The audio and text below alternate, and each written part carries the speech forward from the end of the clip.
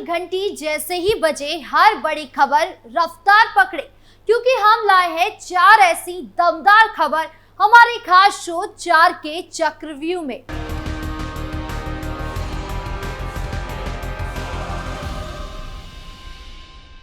सनातन को कोसे और खुद को हिंदू बताए, ऐसी दोहरी चालों से अब कौन भरमाए।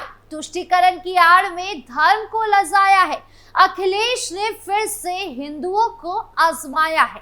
नमस्कार, कैपिटल टीवी उत्तर प्रदेश पर 4 का चक्रव्यूह देख रहे हैं आप।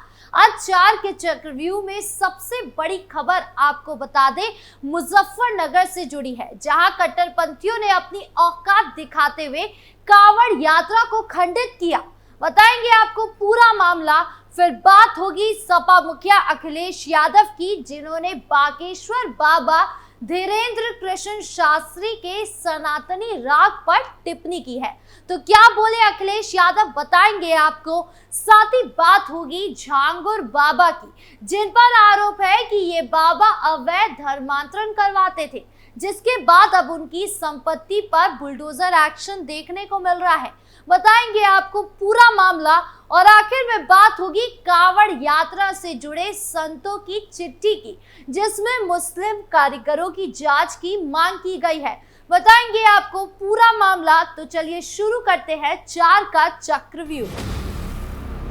शुरुआत करते हैं 4 के चक्रव्यूह की सबसे बड़ी खबर से, जो मुजफ्फरनगर से जुड़ी है। दरअसल उत्तर प्रदेश के जनपद मुजफ्फरनगर में दिल्ली निवासी एक महिला अपने भाई के साथ हरिद्वार से गंगा जल लेकर दिल्ली की ओर जा रही थी। आरोप है कि जैसे ही ये कांवड़िया पुरकाजी के नगर पंचायत कार्यकाल के पास पहुंचे, तो एक युवक के द्वारा इनकी कांवड़ पर थूका गया, जिसके बाद कांवड़ियों में हंगामा शुरू हो गया। घटना की सूचना पर मौके पर पहुंची पुलिस ने कांवड़ियों को किसी तरह समझाकर शांत किया और तत्काल थूकने के आरोपी की तलाश में लग गई। पुलिस ने चंद घंटों के बाद ही आरोपी को गिरफ्तार कर लिया। आरोपी की पहचान उस्मान के रूप में हुई है, जो कि बोल या सुन नहीं सकता। हालांकि पुलिस ने उस्मान के खिलाफ गंभीर धाराओं में मुकदमा दर्ज कर सलाखों के पीछे भेज दिया है। वहीं कांवड़ियों की कांवड़ खंडित होने के बाद पुलिस ने खुद अपनी गाड़ी में बैठाकर हरिद्वार से दूसरा गंगा जल दिलवाकर उन्हें उनके गंतव्य स्थान की ओर रवाना कर दिया।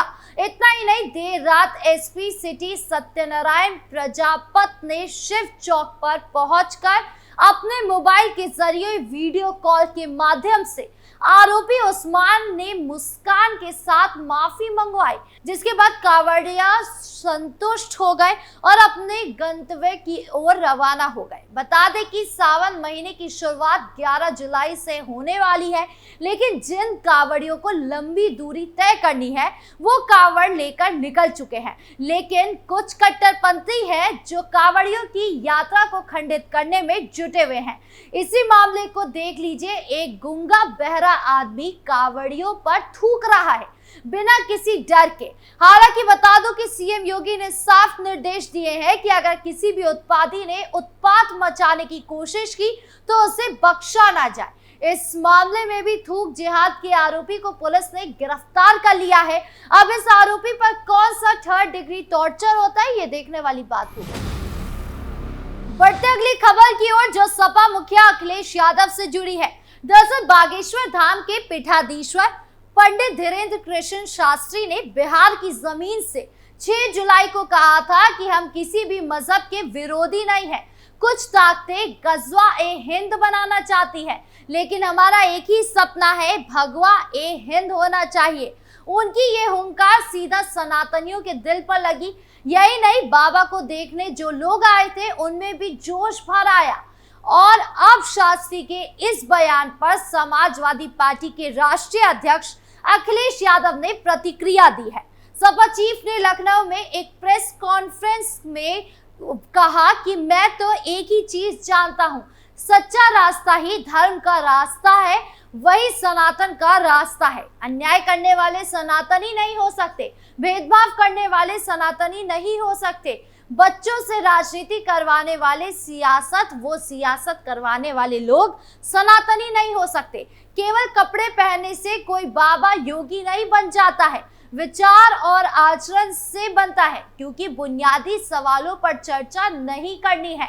शास्त्री ने कहा था कि अभी वर्तमान में कहीं भाषा तो कहीं क्षेत्रवाद की लड़ाई चल रही है, कहीं जातिवाद की लड़ाई चल रही है, लेकिन हिंदुओं को बंटने नहीं देना है। उन्होंने कहा कि जातिवाद से ऊपर उठकर राष्ट्रवाद के लिए जीना चाहिए। बता दें कि बिहार की राजधानी पटना में सनातन महाकुंभ में आए लोगों को संबोधित करते हुए शास्त्री ने कहा कि अगर धर्म पर घात हुआ है तो मैं प्रतिघात करूंगा।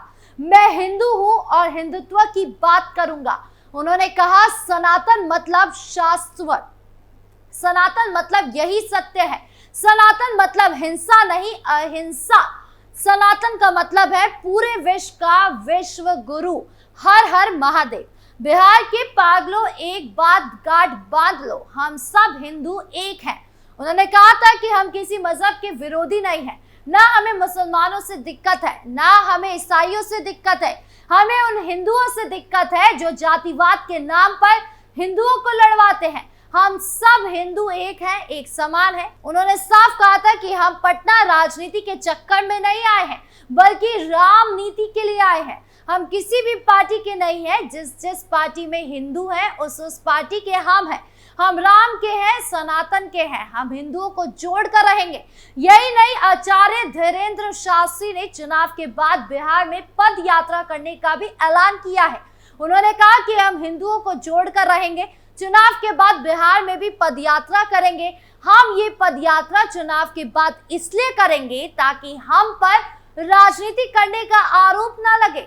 अब जातिवाद नहीं राष्ट्रवाद के लिए जिएंगे। यानी एक तरफ बाबा धीरेन्द्र शास्त्री ने सनातनियों को जागरूक किया, तो वही दूसरी तरफ अखिलेश यादव ने हिंदुओं के नाम पर राजनीति की। उन्होंने ऐसा बयान दिया जिससे ना तो हिंदू खुश हुआ, ना ही मुस्लिम समुदाय, क्योंकि जो नेता साल भर मुस्लिम के मसीहा बने घूमते हैं, उनके मुंह से हिंदुओं से जुड़ी बात हिंदुओं को ही नहीं भा रही है।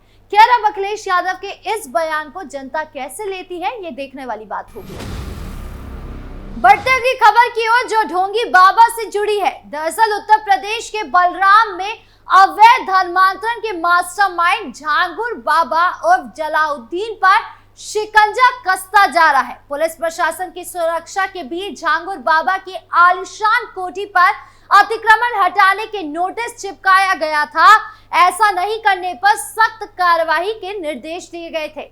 हालांकि इसके बाद ही झांगुर बाबा की कोठी पर बुलडोजर की कार्रवाई शुरू की गई है। प्रशासन 3 बुलडोजर लेकर झांगुर बाबा की अवैध कोठी को तोड़ने पहुंचा। इस दौरान 200 से अधिक पुलिसकर्मी तैनात रहे। बता दें कि पुलिस का कहना है कि बलरामपुर में झांगुर बाबा इसी कोठी से अपना धर्मांतरण का रैकेट चलाते थे। हालांकि कोठी बाबा के नाम नहीं थी। ढोंगी बाबा की चालाकी देखिए कि किस तरह धर्मांतरण का रैकेट भी कोठी से चलाया और कोठी को अपने नाम भी नहीं रखा। हालांकि अवैध कोठी होने के कारण बुलडोजर एक्शन देखने को मिला है और अभी तो एक ही कोठी की बारी आई है। इसके अलावा भी कई ऐसी कोठी है जो बाबा ने फ्रॉड करके बनाई है, जिसकी अभी जांच चल रही है। बता दें कि इस मामले पर कोतवाली उतरौला के प्रभारी निरीक्षक अवधेश राज सिंह ने बताया कि एटीएस व अन्य उच्च अधिकारी से मिले निर्देश के अनुसार यूपी एटीएस और प्रशासन की ओर से मिले निर्देश के अनुसार इस मामले में आगे की कार्रवाई की जा रही है। इससे पहले झांगुर बाबा की पुणे में भी करोड़ों की संपत्ति होने का खुलासा हुआ था। झांगुर बाबा ने पुणे के लोनावाला में 16 करोड़ की प्रॉपर्टी खरीदी थी, जिसमें उसने नवीन रोहरा उर्फ जमालुद्दीन और उनके गुर्गे मोहम्मद अहमद को पार्टनर बनाया था। यानी एक बाबा और कई फ्रॉड। इस बाबा ने एक तरफ धर्मांतरण का धंधा खोला, जहां कई मासूमों को अपने जाल में फंसाया और उससे मुनाफा कमाकर कोठी पर कोठी खड़ी कर ली। हालांकि ये योगी राज है। सीएम योगी की पुलिस ये सुनिश्चित कर चुकी है कि इस बाबा को बख्शा नहीं जाएगा। फिलहाल केस की जांच गंभीरता से की जा रही है। अब जांच में क्या कुछ सामने आता है, ये देखने वाली बात होगी। बढ़ते 4 के चक्रव्यूह की आखिरी खबर की ओर जो कांवड़ यात्रा से जुड़ी है। दरअसल हरिद्वार में कांवड़ यात्रा से पहले कांवड़ निर्माण को लेकर एक नया विवाद खड़ा हो गया है। जूना अखाड़ा के महामंडलेश्वर स्वामी यतीनंद्रानंद गिरी और स्वामी यशवीर महाराज ने उत्तराखंड के मुख्यमंत्री पुष्कर सिंह धामी को पत्र लिखकर कांवड़ निर्माण प्रक्रिया के मानकीकरण और सत्यापन की मांग की है। संत समाज ने कांवड़ की पवित्रता और निर्माताओं की धार्मिक सामाजिक पृष्ठभूमि की जांच पर जोर दिया है, जिससे कांवड़ यात्रा की आस्था और शुचिता बरकरार रहे। हाल ही में कुछ हिंदू संगठनों ने ये सवाल उठाया था कि क्या मुस्लिम परिवारों द्वारा बनाई गई कांवड़ पवित्र मानी जा सकती है, खासकर तब जब कुछ लोग थूक, जिहाद और गौ हत्या जैसे विवादित मामलों से जोड़े जाते हैं।